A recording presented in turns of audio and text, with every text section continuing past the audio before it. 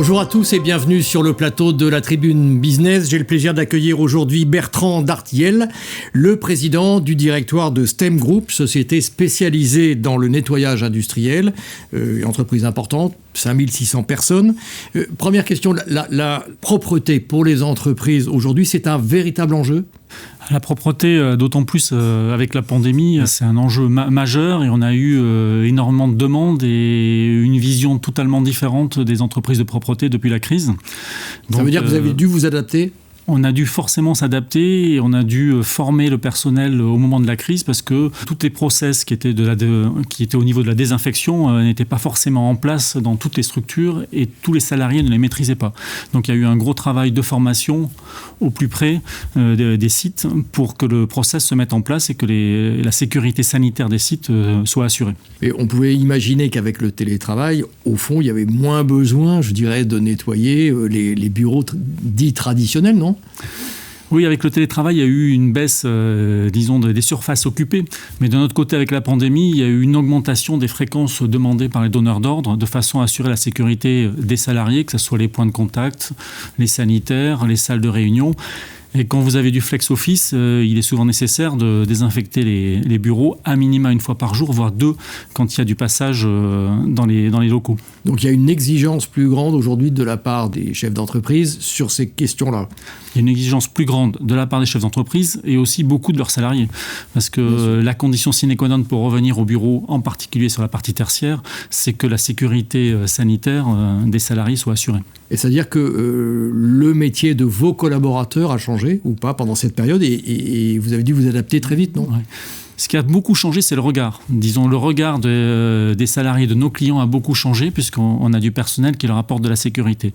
Donc ça, c'est un point très positif pour la profession, c'est le changement de regard. Le métier, lui, a fondamentalement pas changé. On fait toujours des prestations de nettoyage, mais le regard et la perception du nettoyage, elle, a changé. Et puis, j'imagine qu'il y a aussi une exigence de RSE, responsabilité sociale et sociétale et environnementale. Par exemple, les produits, tout simplement, que les hommes ou les femmes de ménage utilisent, j'imagine qu'on les regarde peut-être de plus près aujourd'hui, non ? C'était déjà le cas avant la crise, mais c'est vrai que le pilier RSE est fondamental dans notre société aujourd'hui. D'une part, l'intérêt, c'est qu'il doit irradier, tous les services, et puis il permet à notre groupe de présenter une offre qui est en conformité aussi avec la politique RSE de chacun de nos clients. Voilà, donc ça peut toucher les produits, ça touche aussi la mobilité, avec les véhicules propres. Ça touche aussi la disparition du papier avec la dématérialisation des process. Et puis ça touche aussi tout ce qui est sociétal avec l'intégration des personnes éloignées de l'emploi, avec la formation du personnel. Donc il y a énormément de sujets RSE qui sont développés dans l'entreprise pour répondre aux exigences. Quels sont vos clients sans trahir de secret, mais je veux dire, c'est quel secteur, quelle taille d'entreprise ? Tous nettoient. On ne fait que du professionnel, mais tous nettoient. Donc ça peut aller des hôpitaux, ça peut être de l'événementiel, de l'hôtellerie, du tertiaire. Ça peut être une usine éventuellement ? Une usine, ça peut être des crèches, des écoles, des universités.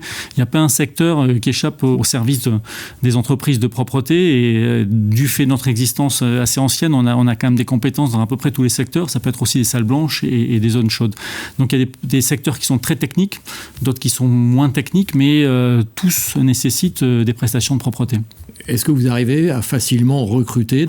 Je dirais comment on devient tout simplement homme ou femme de ménage, et c'est pas péjoratif évidemment ce que je suis en train de souligner.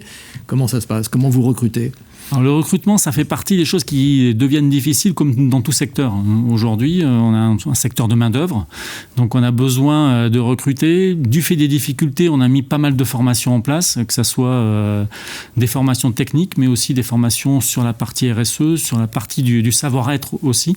Donc l'idée, c'est de trouver des personnes, de les recruter, de les former et de les mettre en place chez les clients. Mais comme tout secteur, actuellement, c'est pas facile. Alors vous êtes surtout présent dans la région Île-de-France. Vous êtes, je crois, sans dire de bêtises, le 11e du secteur en France. Comment se rapprocher, je dirais, du peloton de tête, perspective 2022, les années qui vont suivre ? Alors, on est présent en Île-de-France, on est aussi présent dans plusieurs endroits en région.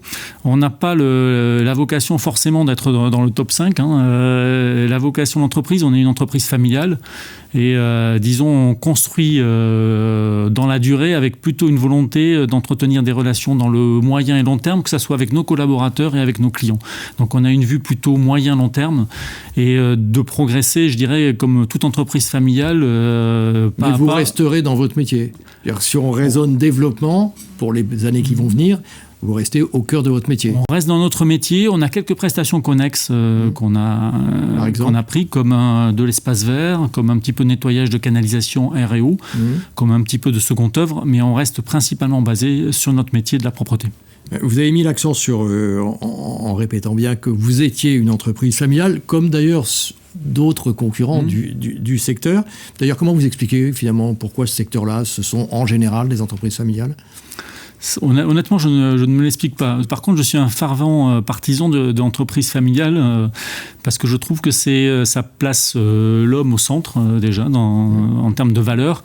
Et donc, c'est plutôt dans nos prestations qui sont essentiellement humaines et à base de main-d'œuvre et de process. Je trouve que c'est extrêmement important que ce soit des entreprises familiales qui ont une vision un peu plus longue et pas une vision court terme, et éventuellement aussi de fonds de pension qui peuvent venir et repartir. Voilà. On a une approche plus calme du métier en termes de capitaux. Il y a de la place pour tout le monde, oui, il n'y a pas de souci. Le secteur de la propreté, vous n'avez pas le risque quand même d'être éventuellement convoité par un plus gros ?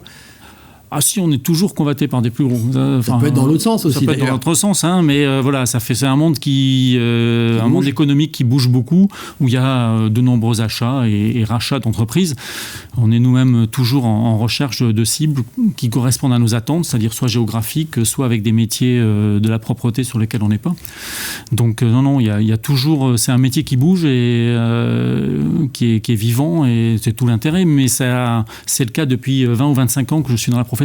Est-ce que vous anticipez dans votre métier, je dirais dans 4 ou 5 ans, l'entreprise qui ferait appel à vous, elle sera sans doute différente d'aujourd'hui, avec donc des exigences nouvelles. Vous anticipez ça ?